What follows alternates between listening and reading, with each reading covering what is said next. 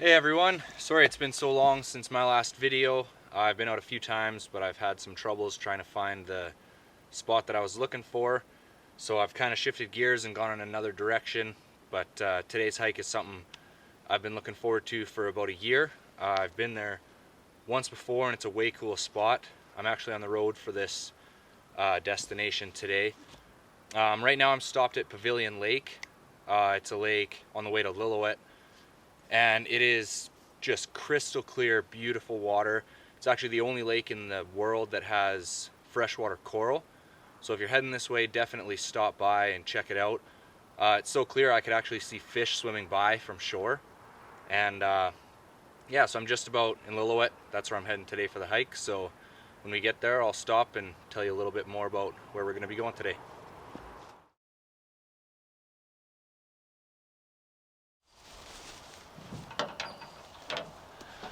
Alright, so I'm all geared up and ready to head for my hike. I just want to start off and tell you guys that this particular video is going to be for educational purposes only.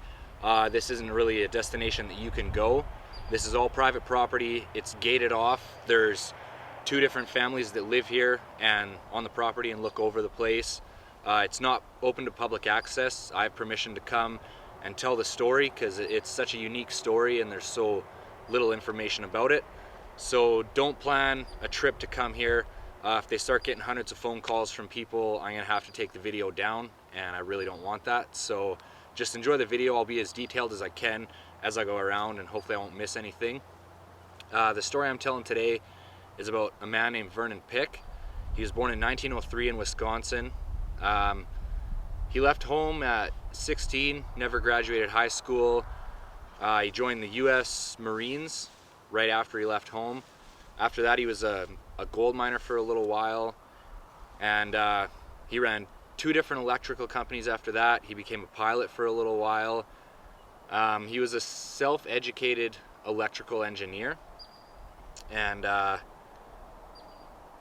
guess he had a flour mill that he turned into an electrical shop and it burnt down. Insurance only gave him 30% of what it was worth, so he cut his losses and bought a travel trailer, packed up his family, and headed across the country looking for jobs, really. When he was going through Colorado, he heard that people were doing uranium mining, so he decided to try it out, and he did it for 9 months, I guess, and apparently when he was down to his last $300, he found one of the world's biggest uranium deposits. He mined it for about a year and got about $1 million out of it, and then sold the whole mine for around $9 million. I think after tax he took around 6. In today's dollars it would be equivalent to about 100 million. I guess after that he was convinced that there was going to be a nuclear apocalypse, so he searched all of North America looking for the place to be most suitable to survive a nuclear apocalypse. He did geology, looked at wind patterns, rain patterns, because in a nuclear apocalypse the rain would be acid rain, and I guess the place that would be most suitable to survive a nuclear apocalypse is here in the Cayuse Valley. So he built a shop about halfway up the mountain, and then there was a trolley that goes from the shop up to the top of the mountain. Obviously it's not working, so I have to hike up.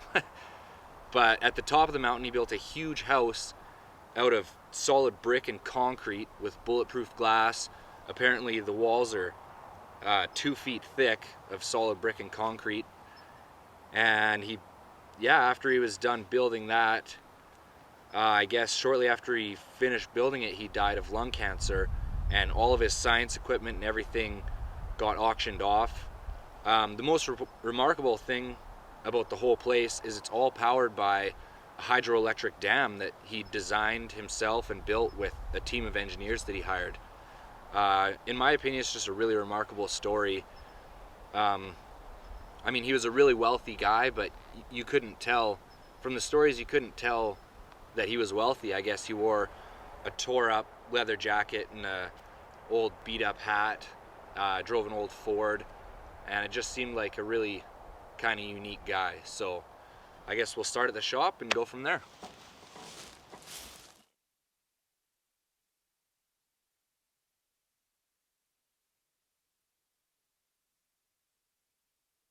And behind me here is the shop.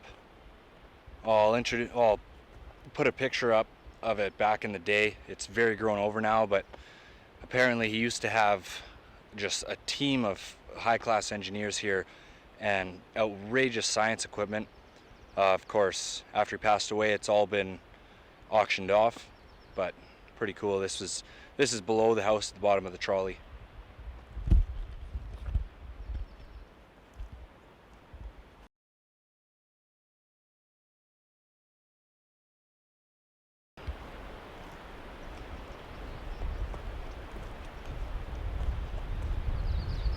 So this is actually the little pool kind of waterfall thing that you'll see in the picture. Very overgrown now.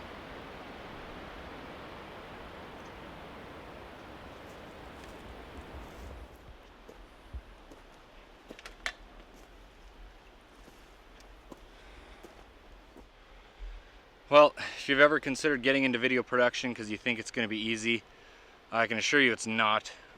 This hill, it's got to be 60 degrees. There's the trolley down there. And I got my backpack full of gear, my camera with a monopod, and a slider, and yeah, this is a lot of work.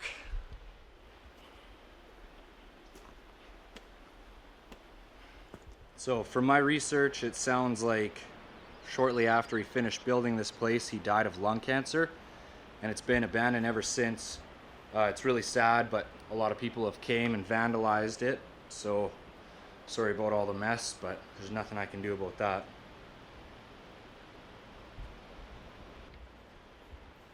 I'm not sure if the story about the bulletproof glass was not true, or maybe it's been taken out, but all the glass here has been shattered out. It's really sad to see, actually. It's cool though, a lot of this place is actually built with bedrock as the foundation. The house is kind of built right around the rocks here.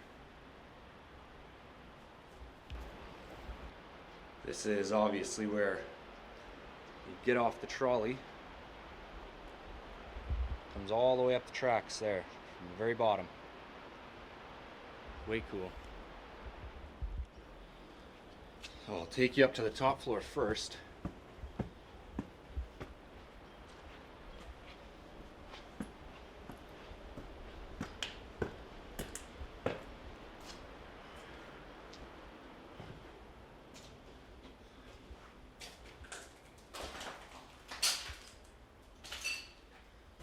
Obviously, people have vandalized this very badly.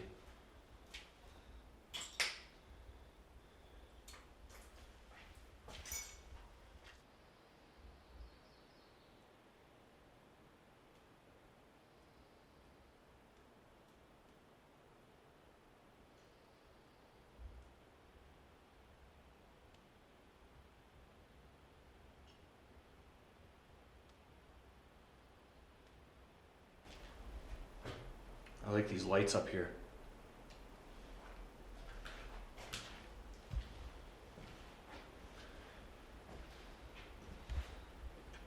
This is way cool.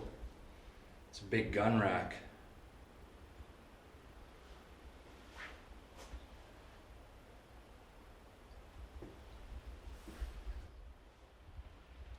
Through this door here is the old office.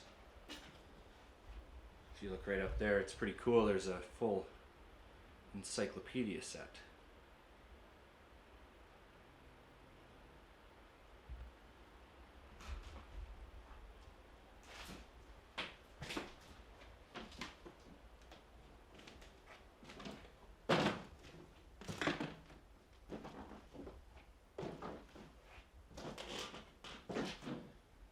Obviously a bedroom.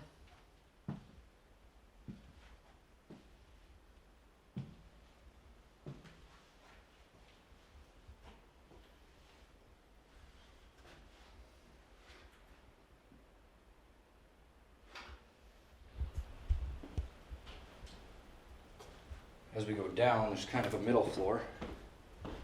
Check that out.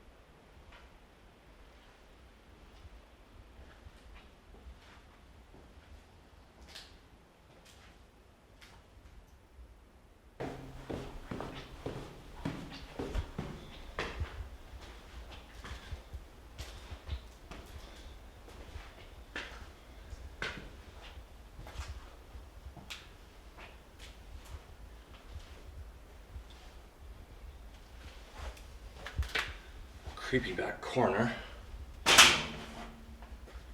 I do have infrared on here, so.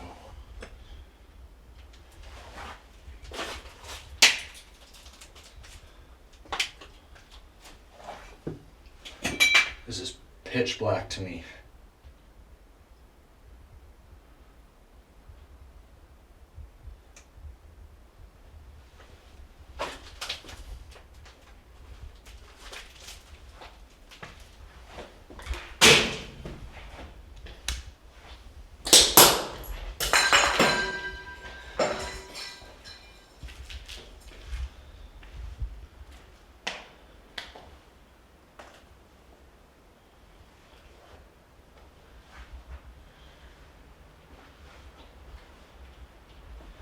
This is very creepy down here.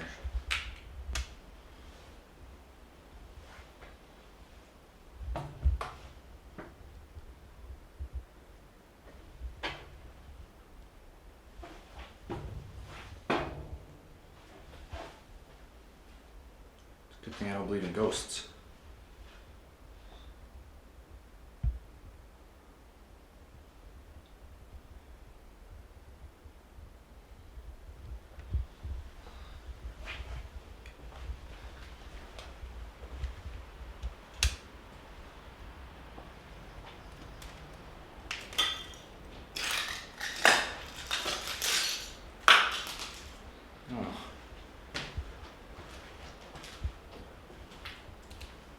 Don't know how much I want to go down there. Oh, it just ends.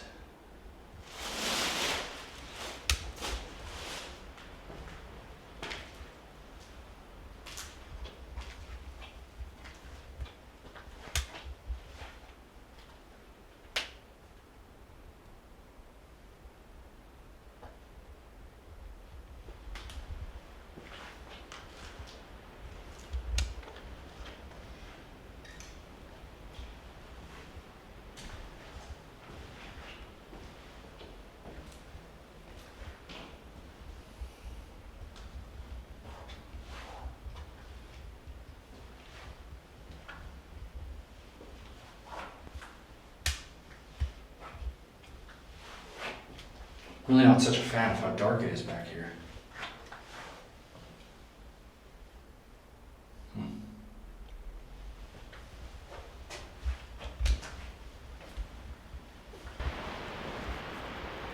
I'm back outside now. This is the river. The hydroelectric dam is just down there. Goes to a big waterfall. I'm going to take you for a tour around the outside. It seems like there's a lot of these paths going off different places.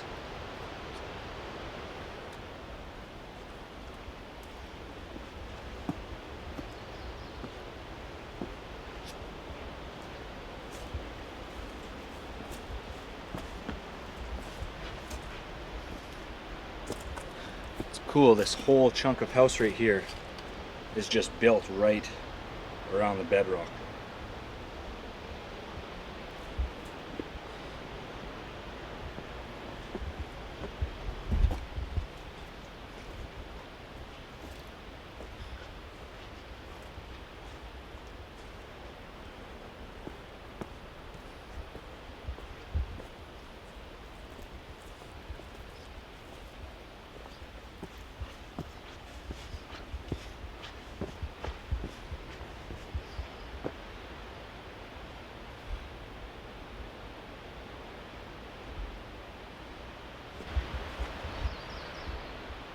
Here's the back of the mansion. It seems like there's all sorts of trails going off onto the mountainside. I think I'm going to check this one out.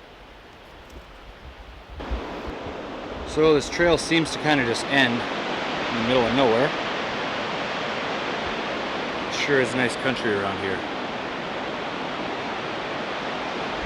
I see there is milled lumber down there.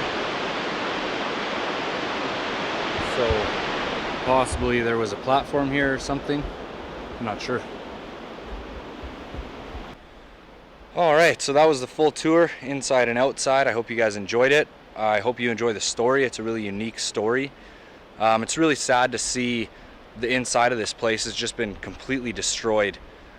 Like all the plates in the kitchen are broken, everything's chucked off the counters, all the windows are broken, spray paint on the walls. There's really absolutely no need to do that.